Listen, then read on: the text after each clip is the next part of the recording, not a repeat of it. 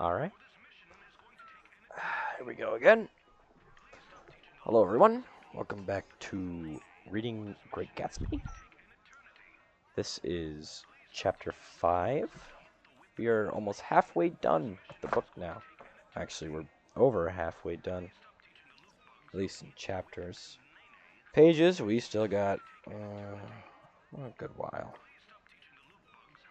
Alright, well, I guess let's just begin. I've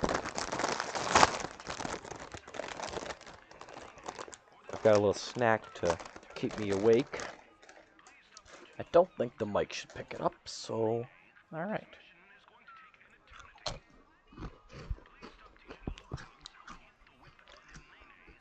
When I came home at West Egg that night, I was afraid for a moment that my house was on fire. 2 o'clock and the whole corner of the peninsula was blazing with light, which fell unreal on the shrubbery, and made thin, elongating glints upon the roadside wires. Turning a corner, I saw that it was Gatsby's house, lit from tower to cellar. At first, I thought it was another party, a wild rout that had resolved itself into hide-and-go-seek, or sardines in the box, with all the house thrown open to the game. But it wasn't a farm, only women in the street, with blue wires and made the lights go off and on again, as the house had winked in the echo. And my taxi going away as I saw Gatsby walking toward across his lawn. Your place looks like the World's Fair, I said. Does it? He turned his eyes towards it absently. I've been glancing into some of the rooms. Let's go to Coney Island, old sport, in my car. It's too late, I said. Well, suppose we take a plunge in the swimming pool? I haven't made use of it all summer. I've got to go to bed. All right. He looked at me. He waited, looking at me with suppressed eagerness. I talked with Miss Baker, I said after a moment. I'm going to call up Daisy tomorrow and invite her over here to tea. Oh, that's all right, he said carelessly. I don't want to put you to any trouble. What day would suit you? What day would suit you? He questioned me quickly. I won't put you in trouble, you see. How about the day after tomorrow? You can hear a whole moment. And with reluctance, I want to get the gossip, he said. You both look at this girl. There was a sharp line in my ragged lawn and darker. Yeah.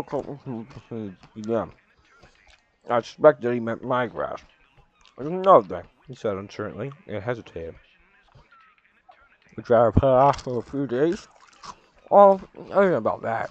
At least, why? I thought, why? Okay, roll for it.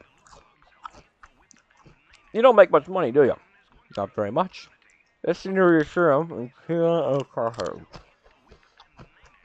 I thought you didn't, if you pardon my. You see, I carry on a little business on the side. A sort of sideline, you understand. I thought if you don't make very much, you're selling bonds, aren't you, old sport? Trying to. Well, that's what it's you. It wouldn't take up much of your time, and you might pick up a nice bit of money. It happens to be a rather confidential sort of thing. I realize now that under my life. But because y'all obviously tackle can be rendered, I have no choice except to cut him off there. I've got my hands full, I said. I'm much obliged that I couldn't take on more work. You won't have to do any business with wolf hunting. Alright, so he thought that I was shying away from the connection mentioned at lunch, but I assured him he was wrong. He waited a moment longer, hoping I'd begin a conversation. I was much too absorbed to be responsive, so we went unwillingly home. The evening had made me light-hearted and happy. I had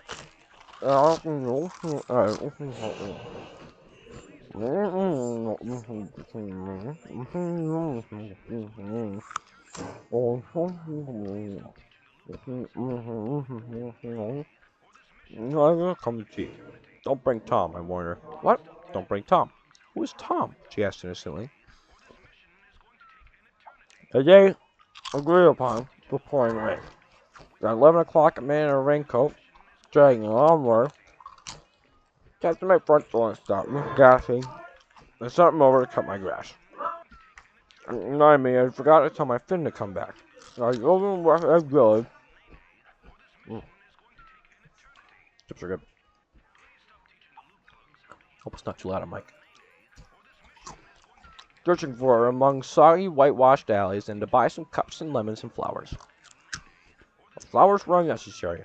But at 2 o'clock, a greenhouse arrived from Gatsby's. I'm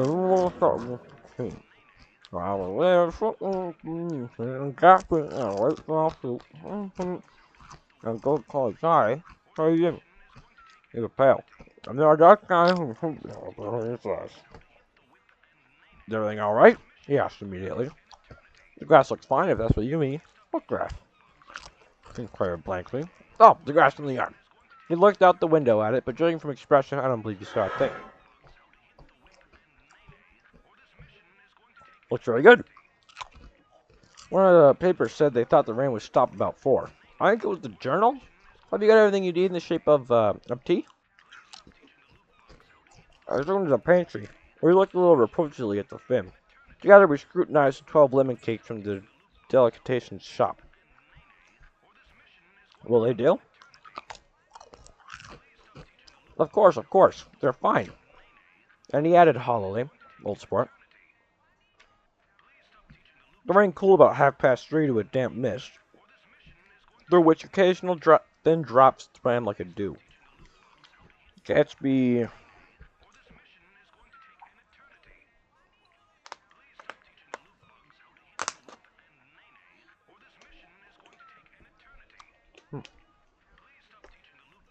Shout out to,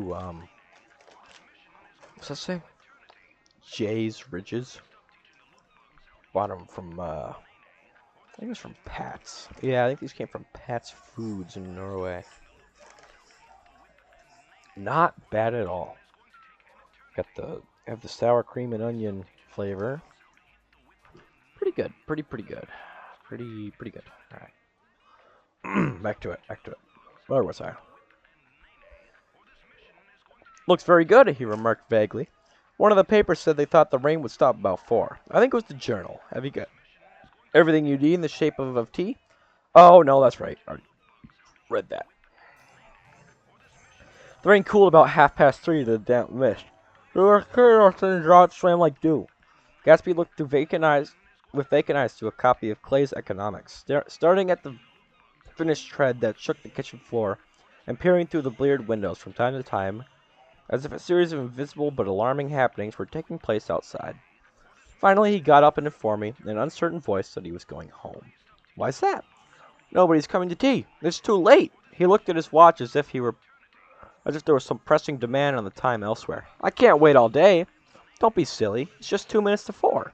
He sat down miserably, as if I had pushed him, and simultaneously there was the sound of a motor turning into my lane. We both jumped up, and, a little hard myself, I went out into the yard. Under the dripping bare lilac trees was an open car coming up the drive. It stopped. Daisy's face, tipped sideways beneath a 3-cornered lavender hat, looked out at me with a bright, ecstatic smile. Is this absolutely where you live, my dearest one? The exhilarating ripple of her voice was a wild tonic in the rain. I had to follow the sound of it for a moment, up and down with my ear alone, before any words came through. A damp streak of hair lay like a dash of blue paint across her cheek, and her hand was wet with glistening drops as I took it to help her from the car. Are you in love with me? She said low in my ear. Or why did I have to come alone? That's the secret of Castle Rackrent. Tell your chauffeur to go far away and spend an hour. Come back in an hour, Ferdy. Then in a grave murmur, his name is Ferdy. Does the gasoline affect his nose? I don't think so. Why? We went in. To my overwhelming surprise, the living room was deserted. Well, that's funny, I exclaimed. What's funny?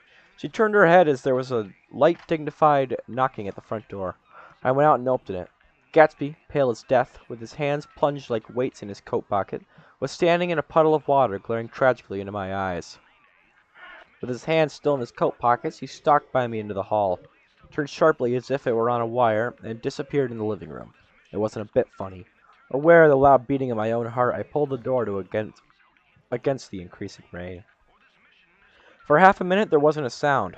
Then, from the living room, I heard a sort of choking murmur and part of a laugh, followed by Daisy's voice on a clear artificial note.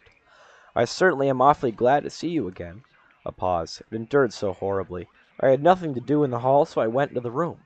Gatsby, his hands still in his pockets, was reclining against the mantelpiece, in a stained counterfeit of perfect ease, even of boredom. His head leaned back so far that it rested against the face of a defunct mantelpiece clock, and from this position his distraught eyes stared down at Daisy, who was sitting, frightened but graceful, on the edge of a stiff chair. "We've met before," muttered Gatsby. His eyes glanced momentarily at me, and his lips parted with an abortive attempt at a laugh. Luckily, the clock took this moment to tilt dangerously at the pressure of his head, whereupon he turned and caught it with trembling fingers and set it back in place. Then he sat down, rigidly, his elbow on the arm of the sofa and his chin in his hand. "I'm sorry about the clock," he said. My own face had now assumed a deep tropical burn. I couldn't muster up a single commonplace out of the thousand in my head. "It's an old clock," I told them idiotically. I think we all believed for a moment that it had smashed in pieces on the floor. "We haven't met for many years," said Daisy, her voice as matter-of-fact as it could ever be. 5 years next November." The automatic quality of Gatsby's answer set us all back at least another minute. I had them both on their feet with the desperate suggestion that they help me make tea in the kitchen. When the demonic Finn brought it on a tray. Amid the welcome confusion of cups and cakes, a certain physical decency established itself. Gatsby got himself into a shadow, and, while Daisy and I talked, looked consciously from one to the other of us with a tense, unhappy eye. However, as calmness wasn't an end itself, I made an excuse at the first possible moment and got to my feet. "Where are you going?" demanded Gatsby in immediate alarm. "I'll be back. I've got to speak to you about something before you go." He followed me wildly in the kitchen, closed the door, and whispered, "Oh, God," in a miserable way. "What's the matter?" "This is a terrible mistake," he said, shaking his head from side to side. "A terrible, terrible mistake. You're just embarrassed, that's all. Daisy's embarrassed, too." "She's embarrassed?" he repeated incredulously. "Just as much as you are." "Don't talk so loud. You're acting like a little boy," I broke out impatiently. "Not only that, but you're rude. Daisy's sitting in there all alone." He raised his hand to stop my words, looked at me with unforgivable reproach, and, opening the door cautiously, went back into the other room. I walked out the back way, just as Gatsby had when he had made his nervous circuit of the house half an hour before, and ran for a huge, black-knotted tree, whose massed leaves made a fabric against the rain.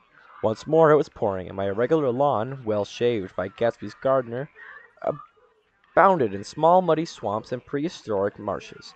There was nothing to look at from under the tree except Gatsby's enormous house, so I stared at it, like Kant at his church steeple, for half an hour. A brewer had built it early in the period craze a decade before, and there was a story that he'd agreed to pay 5 years' taxes on all the neighboring cottages if the owners would have their roofs thatched with straw. Perhaps the refusal took heart out of his plan to found a family. He went into an immediate decline. His children sold his house with the black wreath still on the door. Americans, while occasionally willing to be serfs, have always been obstinate about being peasantry. After half an hour, the sun shone again, and the grocer's automobile rounded Gatsby's drive with the raw material for his servant's dinner. I felt sure he wouldn't eat a spoonful. A maid began opening the upper windows of his house, appeared momentarily in each, and leaning from a large central bay, spat meditatively into the garden. It was time I went back. While the rain continued, it seemed like the murmur of their voices, rising and swelling a little now and then with gusts of emotion. But in the new silence, I felt that silence had fallen within the house, too. I went in, after making every possible noise in the kitchen, sort of pushing over the stove, but I didn't believe they heard a sound. They were sitting at either end of the couch, looking at each other as if some question had been asked, or was in the air, and every vestige of embarrassment was gone. Daisy's face was smeared with tears, and when I came in she jumped up and began wiping at it with her handkerchief before a mirror. But there was a change in Gatsby that was simply confounding. He literally glowed. Without a word or a gesture of exultation, a new well-being radiated from him and filled the little room. "Oh, hello, old sport," he said, as if he hadn't seen me for years. I thought for a moment he was going to shake hands. "It stopped raining." "Has it?"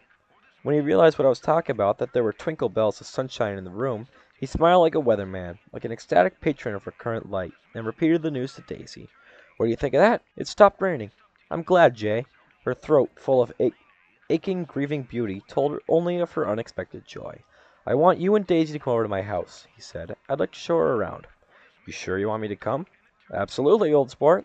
Daisy went upstairs to wash her face. Too late, I thought, with humiliation on my towels, while Gatsby and I waited on the lawn. My house looks well, doesn't it? See how the whole front of it catches the light? I agreed that it was splendid. Yes, his eyes went over it, every arched door and square tower. It took me just 3 years to earn the money that bought it. I thought you inherited your money. I did, old sport, he said automatically, but I lost most of it in the big panic, the panic of the war. I think he hardly knew what he was saying, for when I asked him what business he was in, he answered, "That's my affair," before he realized that it wasn't an appropriate reply. "Oh, I've been in several things," he corrected himself. "I was in the drug business, and then I was in the oil business. But I'm not in either one now." He looked at me with more attention. "Do you mean you've been thinking over what I proposed the other night?" Before I could answer, Daisy came into the house, and 2 rows of brass buttons on her dress gleamed in the sunlight. "That huge place there?" she cried, pointing. "Do you like it?" "I love it, but I don't see how you live there all alone." "I keep it always full of interesting people, night and day. People who do interesting things. Celebrated people. Instead of taking the short cut along the Sound, we went down the road and entered by the big postern. With enchanting murmurs, Daisy admired this aspect or that of the feudal silhouette against the sky, admired the gardens, the sparkling door of jonquils, and the frothy odor of hawthorn and plum blossoms, and the pale gold odor of kiss me at the gate. It was strange to reach marble steps and find no stir of bright dresses in and out the door, and hear no sound but bird voices in the trees. And inside, as he wandered through the Marie Antoinette, music rooms, and restoration salons, I felt there were more guests concealed behind every couch and table, under orders to be breathlessly silent until he passed through. As Gatsby closed the door of the Merton College library, I could have sworn I heard the owl-eyed man break into ghostly laughter. We went upstairs, through period bedrooms swathed in rose and lavender silk and vivid with new flowers, through dressing rooms and pool rooms, and bathrooms with sunken baths, intruding into one chamber where a disheveled man in pajamas was doing liver exercises on the floor. It was Mr. Klipspringer, the boarder. I had seen him wandering hungrily about the beach that morning. Finally, we came to Gatsby's own apartment, a bedroom and a bath, and an Adams study, where we sat down and drank a glass of some Chartreuse he took from a cupboard in the wall. He hadn't once ceased looking at Daisy, and I think he revalued everything in his house according to the measure of response it drew from her well-loved eyes. Sometimes, too, he stared around at his possessions in a dazed way, as though her actual and astounding none of it was any longer real. Once he nearly toppled down a flight of stairs. His bedroom was the simplest room of them all, except where the dresser was garnished with a toilet set of pure dull gold. Daisy took the brush with delight and smoothed her hair, whereupon Gatsby sat down and shaded his eyes and began to laugh. "It's the funniest thing, old sport," he said hilariously. "I can't when they try to—" He had passed visibly through 2 states and was entering upon a third. After his embarrassment and his unreasoning joy, he was consumed with wonder at her presence. He had been full of the idea so long, dreamed it right through to the end, waited with his teeth set, so to speak, at an inconceivable pitch of intensity. Now, in the reaction, he was running down like an overwhelmed clock. Recovering himself in a minute, he opened for us 2 hulking cabinets, which held his massed suits and dressing gowns and ties, and his shirts piled like bricks in stacks a dozen high. "I got a man in England who buys me clothes. He sends over a selection of things at the beginning of each season, spring and fall." He took out a pile of shirts and began throwing them, one by one, before us, shirts of sheer linen and thick silk and fine flannel, which lost their folds as they fell and covered the table in many colored disarray. While we admired, he brought more, and the soft, rich heap mounted higher, shirts with stripes and scrolls, and plaids and coral, and apple green and lavender and faint orange, with monograms of Indian blue. Suddenly, with a stranded sound, Daisy bent her head into the shirts and began to cry stormily. "They're such beautiful shirts!" she sobbed, her voice muffled in the thick folds. "It makes me sad because I've never seen such beautiful shirts before." After the house, we were to see the grounds and the swimming pool and the hydroplane and the midsummer flowers, but outside Gatsby's window it began to rain again, so we stood in a row looking at the corrugated surface of the Sound. "If it wasn't for the mist, we could see your home across the bay," said Gatsby. "You always have a green light that burns at the night at the end of your dock." Daisy put her arm through his abruptly, but he seemed absorbed in what he had just said. Possibly it occurred to him that the colossal significance of that light had now vanished forever. Compared to the great distance that had separated him from Daisy, it had seemed very near to her, almost touching her. It had seemed as close as a star to the moon. Now it was again a green light on the dock. His count of enchanted objects had diminished by one. I began to walk about the room, examining various indefinite objects in the half-darkness. A large photograph of an elderly man in yachting costume attracted me, hung on the wall over his desk. "Who's this?" "That's that's Mr. Dan Cody, old sport." The name sounded faintly familiar. "He's dead now. He used to be my best friend years ago."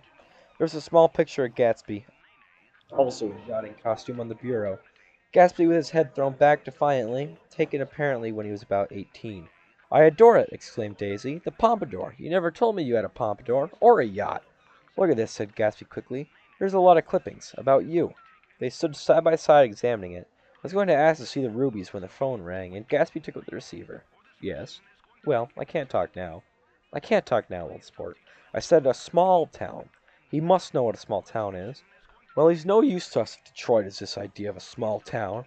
He rang off. "Come here, quick!" cried Daisy at the window. The rain was still falling, but the darkness had parted in the west, and there was a pink and golden billow of foamy clouds above the sea. "Look at that," she whispered, and then, after a moment, I'd like to just get one of those pink clouds and put you in it and push you around." I tried to go then, but they wouldn't hear of it.